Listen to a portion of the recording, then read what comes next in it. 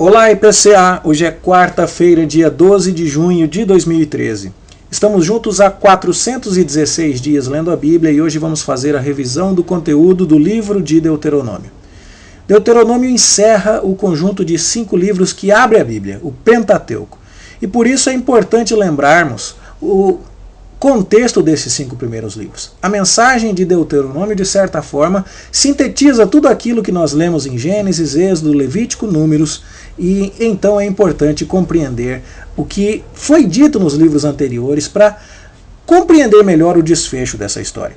Nós vimos em Gênesis que lá na Mesopotâmia, no Jardim do Éden, Deus criou para si o homem, mas houve a queda. Na região montanhosa de Ararat pousou a arca, encerrando o relato do dilúvio, onde vimos que Deus controlou o pecado da humanidade, impedindo que o pecado estragasse o seu plano. Logo em seguida, nós estamos na Torre de Babel, outra vez na Mesopotâmia, onde Deus novamente impede que o pecado humano se oponha aos seus planos e força a humanidade a se espalhar, povoando toda a terra.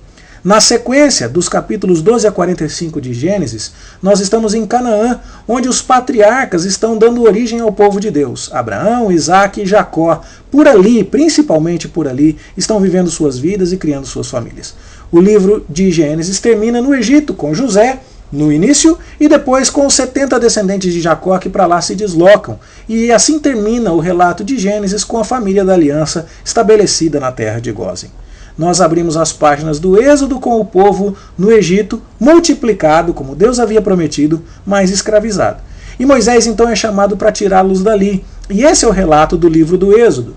O livro mostra então como Deus miraculosamente, poderosamente, tirou os israelitas do Egito e os trouxe até os pés do seu Monte Santo, o Monte Sinai. Lá, Deus celebrou a aliança com o seu povo e deu a eles as instruções para que fosse construída uma casa especial na qual Deus haveria de morar no meio do seu povo, o tabernáculo. As normas para a operação do tabernáculo e para a convivência entre esse Deus santo e o seu povo pecador são o conteúdo do livro de Levítico.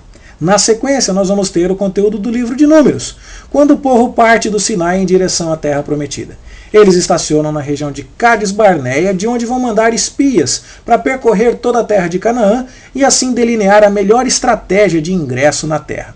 40 dias depois, esses espias retornam a Cádiz, mas trazem um relatório incrédulo. Só 2, Josué e Caleb, acreditam que vai ser possível, os outros 10 são descrentes. E o povo compra a versão do descrente. E desgostoso com o seu povo, Deus então determina que não será agora que essa geração incrédula tomará posse da sua herança. O povo é orientado a voltar.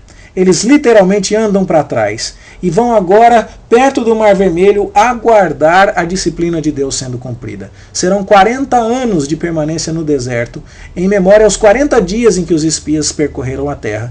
E durante esse tempo, a geração de incrédulos vai morrer no deserto.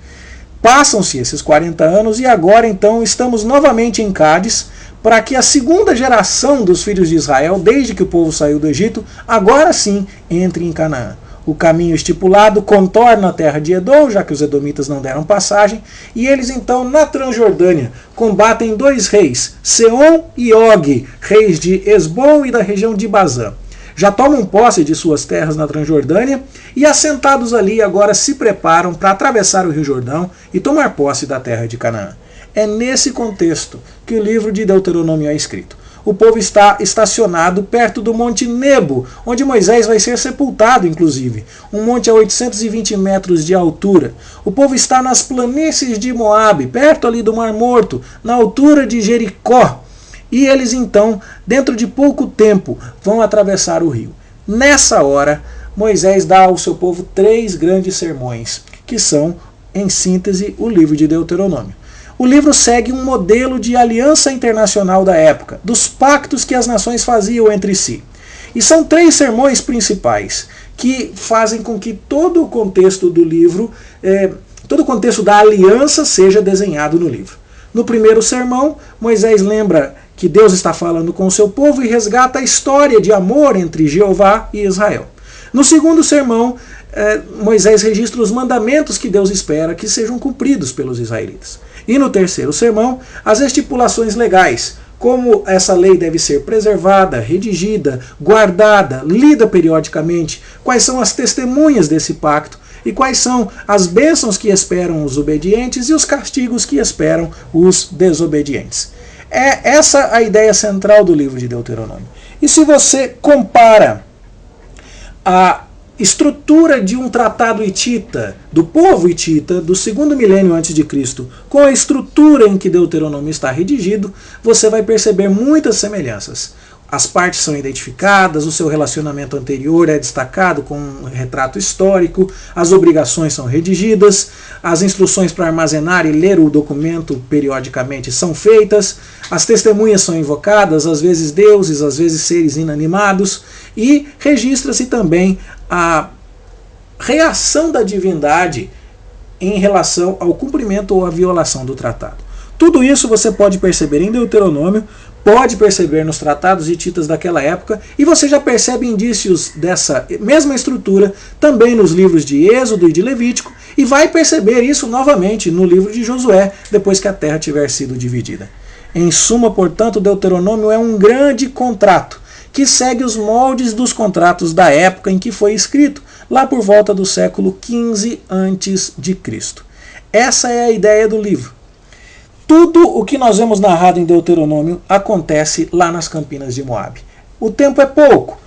Parece-nos que cerca de um mês está em perspectiva, porque esses 3 sermões de Moisés devem ter sido proferidos num curto espaço de tempo, e essa permanência do povo nas Campinas de Moabe foi um pouquinho mais demorada por causa do luto sobre Moisés, que morreu ali, e esse luto durou um mês. Além disso, nós não temos maiores indicações temporais no livro. A estrutura do livro, como dissemos a você, é a estrutura de um contrato, dividida em 3 grandes sermões. Seu conteúdo é a aliança. Resumindo-se a história de Israel, dando-se a lista de bênçãos e maldições da aliança, o seu conteúdo é o pacto. Pacto esse que vai ser fundamental para a compreensão de toda a mensagem do restante do Antigo Testamento. O objetivo imediato disso é lembrar aos hebreus que estão entrando na Terra Prometida o quanto Deus é fiel e o quanto o povo foi infiel, exortando-os assim a cumprirem fielmente as condições da aliança divina para o seu próprio bem. Não há, em particular em Deuteronômio, maiores símbolos da pessoa de Jesus, maiores tipos de Cristo, que não aqueles que já foram dados nos livros anteriores. É fato que a figura de Moisés como intercessor, a figura de um sumo sacerdote, as cidades de refúgio, as leis das festas, tudo isso é repetido em Deuteronômio, mas não há nenhum material novo por excelência, a não ser uma profecia central, na qual Moisés diz lá no capítulo 18, verso 15, que Deus haveria de levantar um profeta semelhante a ele. Nós terminamos o livro de Deuteronômio lendo que nunca mais se levantou em Israel um profeta como Moisés, com quem Deus falasse face a face. E nós sabemos que isso só vai acontecer na pessoa do nosso Senhor Jesus Cristo. A glória do rosto de Moisés desvanecia, a glória do rosto de Cristo jamais. Nesse sentido, então, nós temos aí poucas sombras adicionais de Jesus Cristo em Deuteronômio, além daquelas que já tínhamos nos livros anteriores. O ensino central do livro é que Deus é soberano, que Ele determina as regras pelas quais devemos viver em Sua presença, e que nós devemos entender essa relação de aliança que Ele tem conosco e obedecê-lo, sabendo que assim seremos recompensados, e temendo a desobediência, não nos enveredarmos por este caminho. Se você estabelece uma linha do tempo, você vai ver então que desde Gênesis nós temos lá com Abraão por volta do ano 2100 a.C., a história do sacrifício de Isaac que não se consuma, as histórias de Jacó e seus filhos. Terminamos com José por volta do ano 1900 a.C., quando o povo vai buscar comida no Egito e por ali acaba ficando. E essa então é a época do livro de Gênesis, desde os dias da criação até 1900 a.C.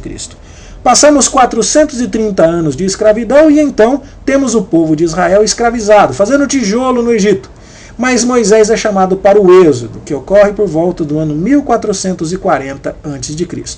O livro do Êxodo, portanto, vai ser de cerca de 1560 até 1440 a.C. Esses 80 anos iniciais aí da vida de Moisés. Aí então o tabernáculo é erguido e nos pés do Monte Sinai nós vamos ter o livro de Levítico por volta do ano 1440. Passam-se os 40 anos no deserto, enquanto o povo então amarga a disciplina de Deus, e essa é a mensagem do livro de Números, dos anos 1440 a 1400 a.C. E finalmente, nas planícies de Moabe, nós temos os 3 sermões de Moisés, por volta do ano 1400, que constituem a mensagem do livro de Deuteronômio. É lógico que a história vai seguir. Vai então entrar Josué, que vai conquistar a terra, cerca de 25 anos, depois vai chegar o período dos juízes, vamos entrar em Ruth e a história vai aí para frente, mas esse não é o assunto para hoje, isso é assunto para mais tempo de maratona, se Deus quiser. Por ora, cremos que deixamos aí com você as principais questões do livro de Deuteronômio e um bom resumo da sua mensagem. Esperamos que isso ajude você a tirar mais proveito da sua leitura bíblica e que você prossiga desejoso de conhecer mais, de amar mais e de temer mais ao Senhor. Bom estudo para você e até a próxima então, se Deus quiser. Até lá.